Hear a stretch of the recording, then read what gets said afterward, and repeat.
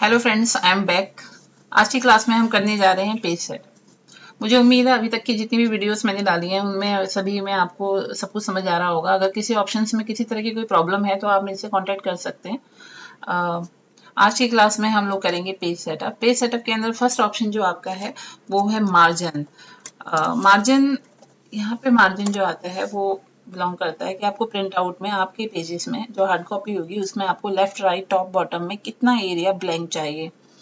जितना एरिया आपको ब्लैंक चाहिए उसको आप मार्जिन में डालेंगे। जैसे आपने ऊपर टॉप ऑफ पेज में आपने बोला कि मैम मुझे 2.5 एरिया ब्लैंक चाहिए, तो 2.5 एरिया अगर आपको ब्लैंक चाहिए तो उसको हम टॉप मार्जिन में डालेंगे।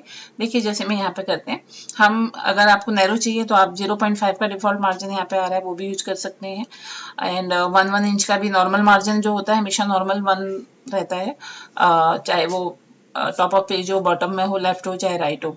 बट अगर आप उसे कस्टमाइज करना चाहते हैं, आप अपने हिसाब से डालना चाहते हैं तो कस्टम मार्जिन में जाएंगे। एंड टॉप पे जैसे मैंने भी बोला था कि मुझे टॉप में 2.5 का चाहिए, 2.5, ओके, एंड बॉटम में 1.5। तो अगर हम इसे ओके कर देते हैं तो आप देखेंगे कि ऊपर से आपका 2.5 का एरिया जो है वो ब्लैंक हो गया है। और ऊपर जो वर्किंग आपको दिखाई दे रही है हिडर वर्किंग है, ओके। अगर आप चाहें तो हिडर वर्किंग को रिमूव भी कर सकते हैं, लेकिन आप ऊपर एरिया आप देखेंगे तो आपका 2.5 जो है वो आपका फ्री हो चुका है। तो ये है आपका मार्जिन। वापस हम मार्जिन को नॉर्मल करने जा रहे हैं, 1 इंच हम करने जा रहे हैं टॉप बॉटम लेफ्ट राइट में, तो हमने यहाँ से नॉर्मल कर दिया, ओके। ओरिएंटेशन करते हैं। ओरिएंटेशन के लिए मैं पेपर को थोड़ा सा जूम आउट कर रही हूँ ताकि आपको कंप्लीट पेपर स्क्रीन पर दिखाई। कंप्लीट पेपर होता है, आप पेपर को लैंडस्केप में चाहते हैं या पोर्ट्रेट में चाहते हैं। जो आपकी अभी करंट पोजीशन है ये पोर्ट्रेट है, और अगर आप इसे आपकी वर्किंग ज्यादा है और हाई में हम लोग यूज करते हैं। अगर हम एक बहुत अच्छा सा एग्जांपल लें तो क्वेश्चन पेपर्स ऑलवेज जो है वो पोर्ट्रेट में बनता है और डेटशीट हमेशा जो है वो लैंडस्केप में बनती है, राइट।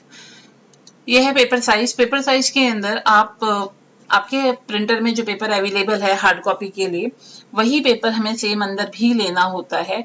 मोस्टली जो पॉपुलर साइज आपके होते हैं वो A4 साइज और लेटर साइज होते हैं प्रिंट के लिए। तो अगर आप चाहें तो आप A4 साइज या लेटर साइज में से किसी एक साइज को चॉइस कर सकते हैं, ताकि जैसा प्रिंट आपको कंप्यूटर में दिखाई दे सेम टू सेम वैसा ही आपको बाहर हार्ड कॉपी में भी आए। कॉलम्स आप देखते हैं न्यूज़पेपर वर्किंग ज्यादातर कॉलम्स में होती है। तो 2 कॉलम्स वर्किंग है, 3 कॉलम्स वर्किंग है, वो यहाँ से आप डिसाइड करेंगे। आप देख भी रहे हैं अभी फर्स्ट आपका रूलर भी जो है वो डिवाइड हो गया है। थोड़ा सा जूम करते हैं इसे ताकि आपको वर्किंग क्लियर हो। ये देखिए ऊपर आपका जो रूलर है वो आपका 2 पार्ट्स में डिवाइड हो चुका है। जो आपको ब्लैक एरिया है, नॉन वर्किंग एरिया है, इस एरिया को हम चाहें तो यहाँ से मैनुअली भी घटा बढ़ा सकते हैं, और अगर चाहें तो यहाँ पे जाकर के आप प्रॉपर साइज भी दे सकते हैं। 2 कॉलम्स करते हैं, 3 कॉलम्स करते हैं, थोड़ा सा वर्किंग हमें बढ़ानी पड़ेगी ताकि आपको कॉलम्स में वर्किंग दिखाई दे। तो मैंने यहाँ पे कॉपी और पेस्ट कर दिया है, ये देखिए, राइट। सेकेंड पेज भी हो चुका है इधर। हम यहाँ चलते हैं, कॉलम में हमने 2 की जगह 3 कॉलम्स लिए हैं, तो आपकी वर्किंग 3 कॉलम्स में डिवाइड हो चुकी है। इस तरीके से अगर हम करते हैं तो आपका लेफ्ट साइड कम और राइट साइड ज्यादा वर्किंग आएगी, और अगर हम इसका अपोजिट कर देते हैं तो लेफ्ट साइड वर्किंग ज्यादा और राइट साइड कम होगी। तो जो भी आपकी वर्किंग की कंडीशन है उस वर्किंग के अकॉर्डिंग आपको यहाँ पर अपनी कॉलम्स चॉइस करने हैं। और अगर आप उनमें सेटिंग में चेंजिंग चाहते हैं, जैसे आपने कहा 3 नहीं, मुझे इक्वल 4 कॉलम्स चाहिए, मुझे इक्वल 5 कॉलम्स चाहिए, तो you can increase your numbers of column from there.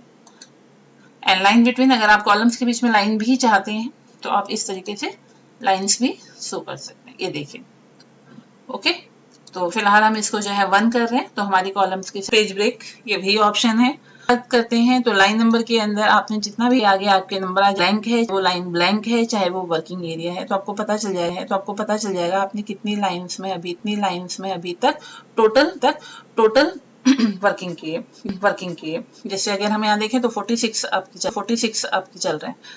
And अगर लाइन नंबर में सेकंड ऑप्शन यूज करते हैं तो रीस्टार्ट ईच पेज का मतलब है जैसे एक पेज में आपके जितने नंबर आगे नेक्स्ट स्टार्ट होगा। ये देखिए इसमें आपके सारे नंबर्स आ चुके हैं, लेकिन नेक्स्ट पेज जो नंबर 2 है उसमें फिर से 1 2 जो इसके अंदर लाइन कंटिन्यू इस सेक्शन है, इन सभी के अंदर आपके कंटिन्यू नंबर्स आएंगे।